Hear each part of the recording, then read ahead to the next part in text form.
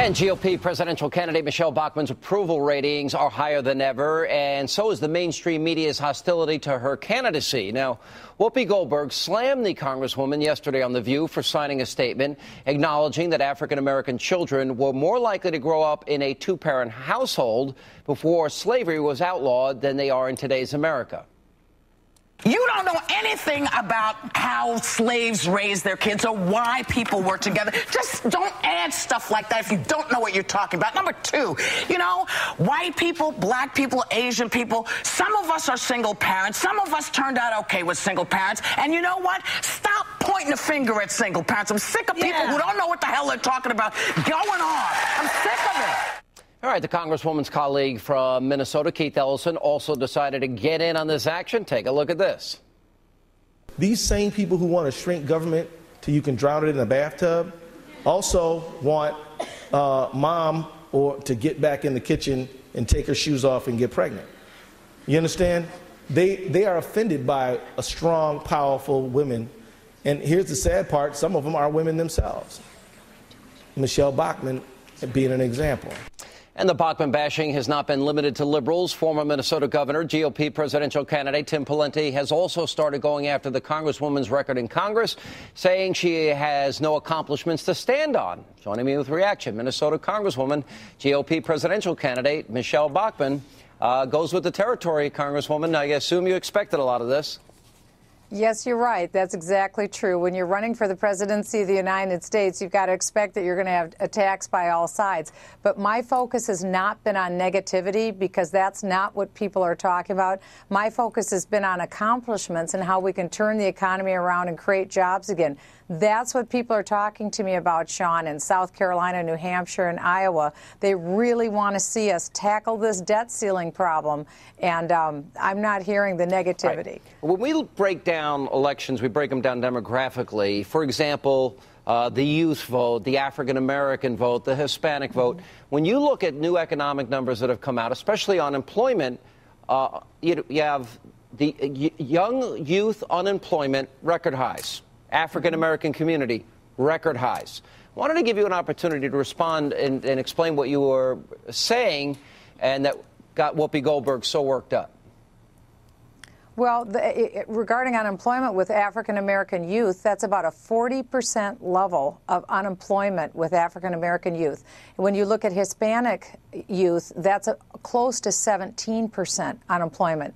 These are unacceptably high numbers. And, of course, the stunningly bad job report that came out last Friday showed that it's an uptick in unemployment at 9.2%. And, of course, the U.S. Chamber of Commerce came out yesterday, and small business executives said that 64% of them said they will not be hiring at all next year. 12% are planning to cut. This is really bad news. Yesterday, I was in Indianola, Iowa at Cementech Company, and they've lost approximately half of all of their employees. Why? Because the economy is in a real ditch right now. We can turn it around. That's the good news. We can have job creation again. I deal with job creation all the time on Financial Services Committee and also with my background as a federal tax lawyer and a job creator. So we can turn this around, but the problem is not with President Obama's policies. What was the statement that you signed about African-American children when you said they were more likely to grow up in a two-parent household before slavery was outlawed? Which statement in particular, what were you referring to? That statement was not on the document that I signed. Apparently, the group had a statement about that in another part that they've now since removed and gotten rid of and disavowed.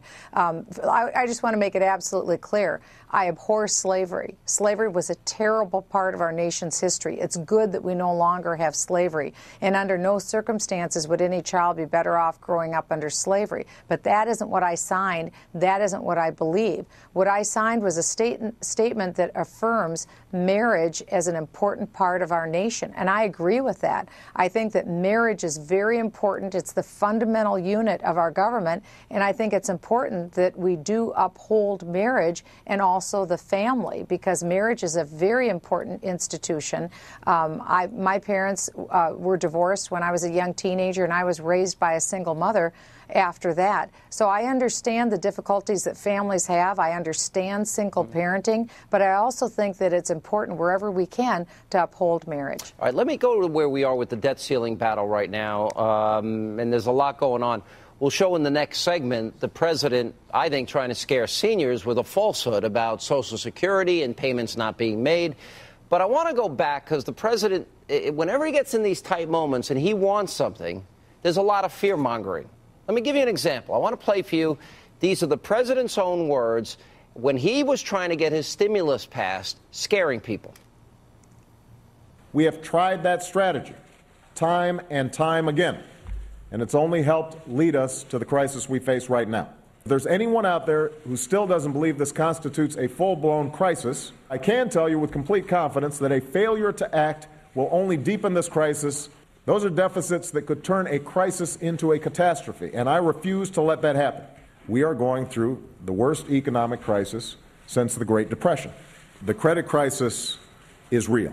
We averted catastrophe by passing the TARP legislation. All right, you hear the fear-mongering, and he got his stimulus passed. He got his budget passed.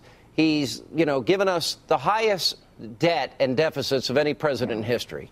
Now he's trying to use the same fear tactics as it relates to forcing Republicans to capitulate, raise taxes, go along with, I don't even know what his plan is, on the issue of the debt ceiling, the very thing he opposed for President Bush. Do we have to expose this, and where do you stand? Do you support cut, cap, imbalance? What do you need? Are you going to sign that pledge that a lot of presidential candidates are signing? Well, there's a lot of things that you just brought up. First of all, President Obama, when he was running for the presidency, said it was a failure of leadership to even have the discussion on raising the debt ceiling. President Obama voted no on raising the debt ceiling when he was running for president. Now he's trying to scare people, as you said, into thinking that if we don't raise the debt ceiling by $2.5 trillion, that we'll default on our debt. That's absolutely not true. We have more revenue coming in all the time, and we can simply pay off the interest on our debt. Will you There's sign no that need pledge? to default. Cut cap balance?